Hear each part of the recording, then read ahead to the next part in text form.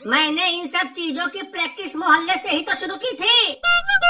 तब तो आप बचपन से ही आत्मनिर्भर बन गए थे।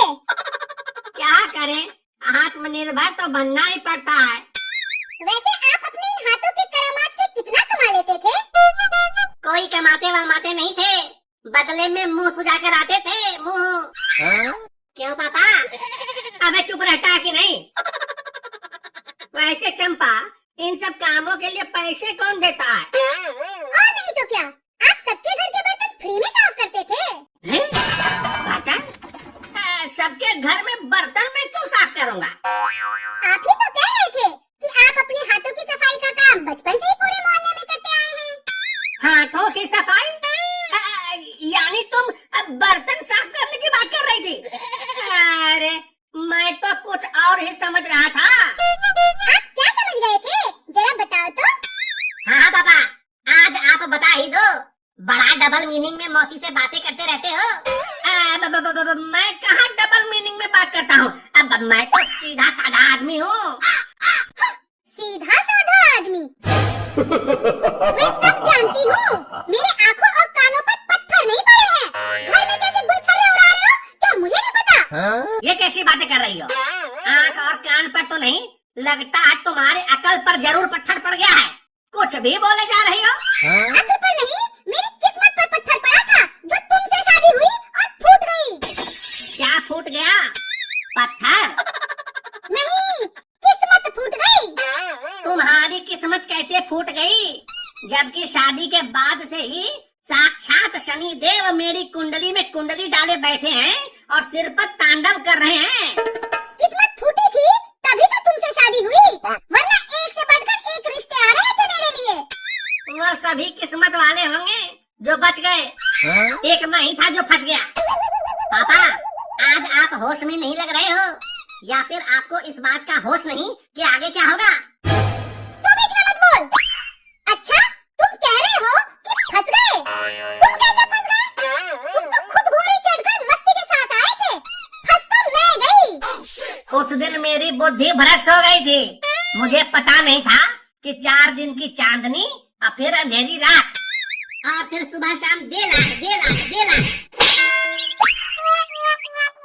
जब देखो तब मजाक, जाकर अंदर से पानी लेकर आओ।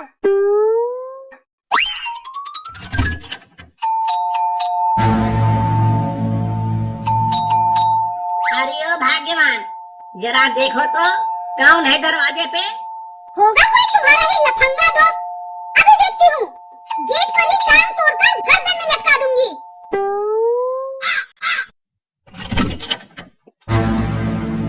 अलख निरंजन, बेटी कुछ परेशान लग रही हो। हाँ बाबा, बहुत परेशान हूँ, मन बहुत विचलित हो रहा है। अलख निरंजन मेरा बच्चा, बाबा सब जानता है। वैसे अंदर भी आने दोगे या यही करोगी अपने मन की बात मेरा बच्चा? आओ बाबा आओ, अंदर आओ।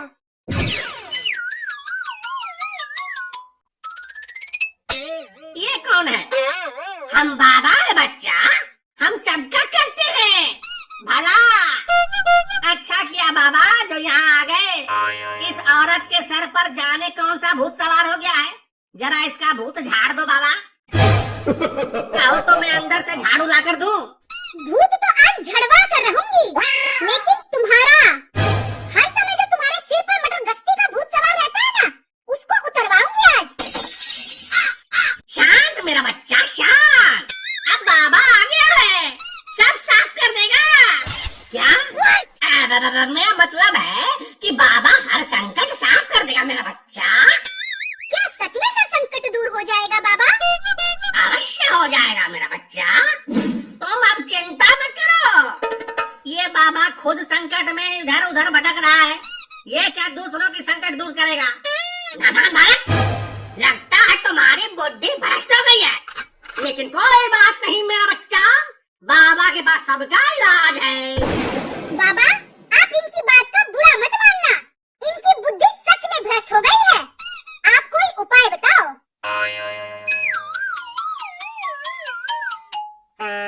ठीक है, जरा अपना हाथ दिखाओ मेरा बच्चा।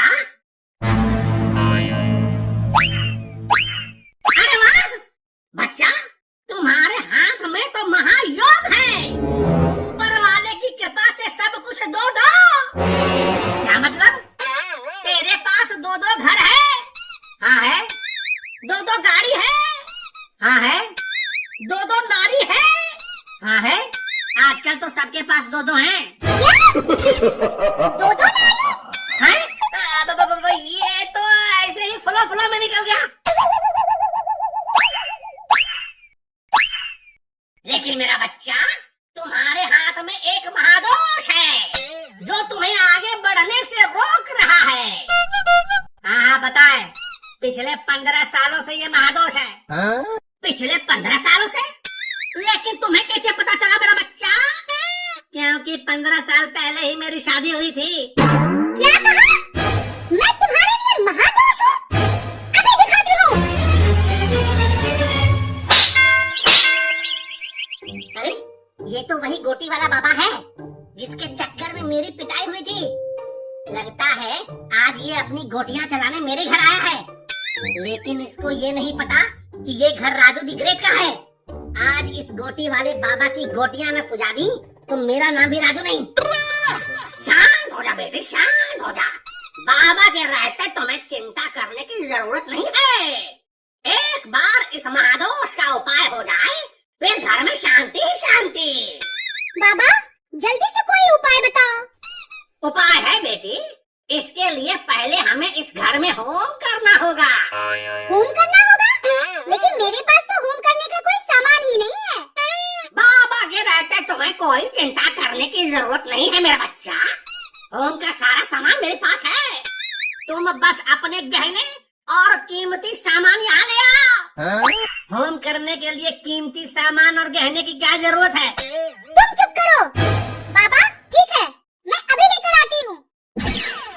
बाबा का ढोंग घर में होगा होम, लेकिन करूँगा तो मैं ही ओम शांति ओम। बाबा, आपको यकीन है ना कि हवन के बाद सब कुछ ठीक हो जाएगा? निरंजन बेटी, बाबा की काबिलियत पर शक नहीं करते। देखते जाओ, चुटकी बजाते ही सब गुल हो जाएगा। कहीं सारा सामान ही गुल ना हो जाए।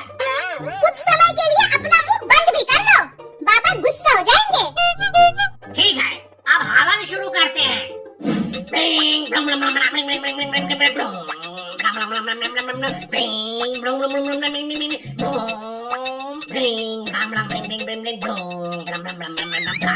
लगता है बाबा को मिर्गी आ रही है, जूता सुंघाना पड़ेगा। कुछ ऐसी वैसी बात मत बोलो, नहीं तो अनिष्ट हो जाएगा। अब सब मिलकर इस पर फूंक मारो मेरा बच्चा।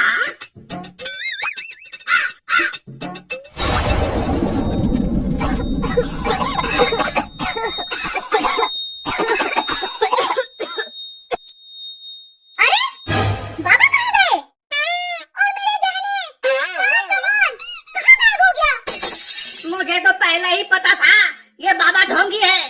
और करा लो हवन। हे भगवान, मैं तो लुट गई। मैं क्यों बाबा के चक्कर में आ गई? मम्मी, पापा, सब इधर आओ। मैंने इस गोटी वाले बाबा की टोटी को पकड़ रखा है।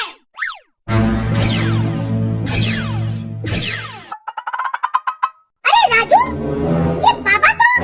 मुझे पता था मम्मी, ये बाबा ढोंगी है। अपने गोटी के चक्कर में लोगों की गोटियां घुमाता रहता है। इसीलिए तो मैं घर से बाहर आ गया था। जैसे ही यह सामान लेकर भागा, मैंने पकड़ लिया। मुझे छोड़ दे बच्चा, वरना मैं श्राप दे दूंगा। चुप बेटा गंजू, अभी तो टोटी पकड़ रखा है।